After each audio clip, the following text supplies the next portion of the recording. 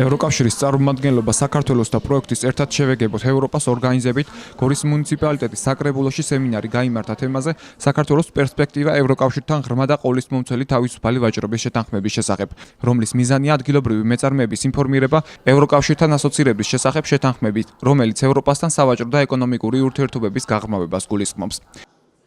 პროექტი ერთად შევეგებოთ ევროპას, რომელიც ევროკავშირის დაფინანსებით ხორციელდება, ახორციელებს საკომუნიკაციო სტრატეგიის პროექტს, ეს არის ევროკავშირთან ღრმა და თავისუფალი ვაჭრობის სივრცის შესახებ მეწარმეებისათვის ინფორმაციის მიწოდებას. დღეს გავმართეთ პირველი ესეთი შეხვედრა გორის მუნიციპალიტეტში მეწარმეებთან, სადაც მათ სპიკერებმა მიაწოდეს ინფორმაცია თუ რა ვითარება ევროკავშირთან ღრმა და ყოვლისმომცველი თავისუფალი ვაჭრობის იმპლემენტაციის გზაზე, რა გამოწვევებია ამ მხრივ და რა სარგებელი შეიძლება მიიღოს ქვეყანამ, მოსახლეობამ და კონკრეტულად მეწარმემ ამ შეთანხმების შედეგად.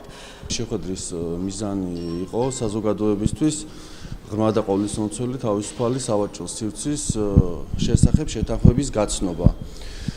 იმ კომპონენტების გაცნობა, რაც აუცილებელი იქნება ჩვენი მეწარმეებისთვის და ძალიან მნიშვნელოვანი შემდგომ ევროკავშირთან ვაჭრობის გასაძლიერებლად. შეხვედრიდან გამომდინარე, საკმაოდ აქტიურები არიან დღეს მეწარმეები, საკმაოდ მრავალი კითხვა გააჩნიათ და შესაბამისად ჩვენი მხრიდან ნებისმიერ მათ ინიციატივას, ნებისმიერ ინფორმაციას თუ რამ დაჭირდებათ, გზად ვართ რომ მივაწოდოთ და ხელი შევუწყოთ. სემინარზე მყოფი მეწარმეების ნაწილი მიიჩნევს, რომ საქართველოში წარმოებული პროდუქცია ევროპული ბაზრისთვის მზად არ არის და ვერ აკმაყოფილებს სტანდარტებს, რომელსაც ევროპა ითხოვს. მათი თქმით, ისინი პროდუქციის ხარისხის გაუმჯობესებაზე მუშაობენ. დაწვრილებითი ინფორმაცია მოგვაწოდეს ფიტოსანიტარული ნორმების, თვითონ პროდუქციის ხარისხის, წარმოების, რომელიც ჩვენი შემდგომი პროდუქციის წარმოებისას უნდა გავითვალისწინოთ, რომ შესაბამისად კონკურენტუნარიანი იყოს მომავალში ჩვენი პროდუქციის გატანა. რა თქმა უნდა, ჩვენც გეგმავთ, ფიქრობთ უკვე პროდუქციის გატანას და ამ ეტაპზე ვატყობთ, რომ ჯერჯერობით არ ვართ მზად. პროდუქციის ხარისხის გაუმჯობესებას აქ მრავალი ფაქტორი არის, ეს არის წვეთოვანი მორწყვის სისტემების დანერგვა, ეს არის გამორიცხვა იმ მავნე შხამქიმიკატებით პროდუქციის დამუშავებისა, რომ არ იყოს შემდგომში იმ პროდუქციაში ანალიზის გაკეთებისას თვითონ პროდუქციაში აღმოჩენილი ეს მავნე შხამქიმიკატები. საქართველოში ამ ეტაპზე არ არის ლაბორატორია, რომელიც ქვეყანაში წარმოებულ პროდუქციაზე ხარისხს შეამოწმებს, რაც ერთ-ერთი დამაბრკოლებელია მეწარმეებისთვის. საქართველოს ეკონომიკისა და მდგრადი განვითარების სამინისტროს წარმომადგენელი გვეუბნება, რომ ამ პრობლემის აღმოსაფრულად მუშაობა მიმდინარეობს. სამინისტროს წარმომადგენელი ასევე ამბობს იმასაც, რომ ევროკავშირთან დახმარების პროგრამას ხელი მოაწერეს, რომელიც მცირე და საშუალო მეწარმეების დახმარებას ითვალისწინებს.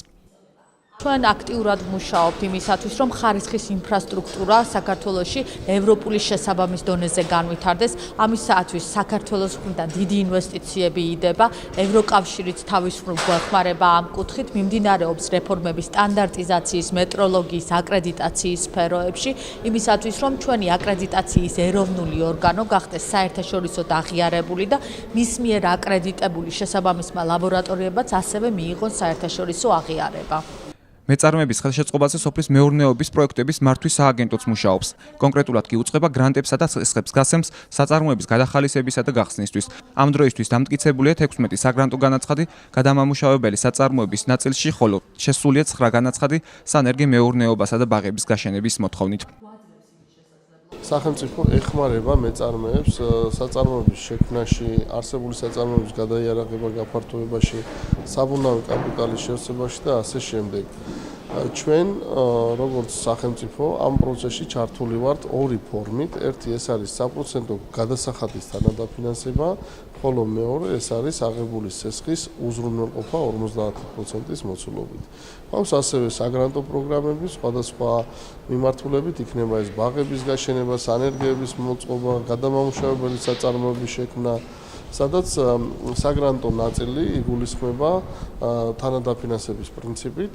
საქართველოს მიერ გაფორმებული სხვა თავისუფალი ვაჭრობის შეთანხმებისგან განსხვავებით, ევროკავშირთან ღრმა და ყოვლისმომცველი თავისუფალი ვაჭრობის შეთანხმება გულისხმობს როგორც საქონლის, ისე მომსახურების ვაჭრობის ლიბერალიზაციას. გარდა ამისა, ის მოიცავს ვაჭრობასთან დაკავშირებულ საკითხთა ფართო სპექტრს, მაგალითად სურსათის უნებლობა, კონკურენციის პოლიტიკა და სხვა. და ითვალისწინებს ვაჭრობასთან დაკავშირებული საქართველოს კანონმდებლობის ეტაპობრივ დაახლოებას ევროკავშირის კანონმდებლობასთან. ევროკავშირთან ღრმა და ყოვლისმომწვევი თავისუფალი ვაჭრობის შეთანხმების ამოქმედებით საქართველოში წარმოებულ საქონელსა და მომსახურებას გარკვეული პირობების დაკმაყოფილების შემთხვევაში გაეხსნება მსოფლიოს უმსხვილესი ბაზარი, რომელიც ამ ეტაპზე აერთიანებს 28 ქვეყანას და 500 მილიონზე მეტ მომხმარებელს. საქონლისა და მომსახურების თავისუფალი გადაადგილება ხელს შეუწყობს საქართველოს საექსპორტო პოტენციალის ზრდას.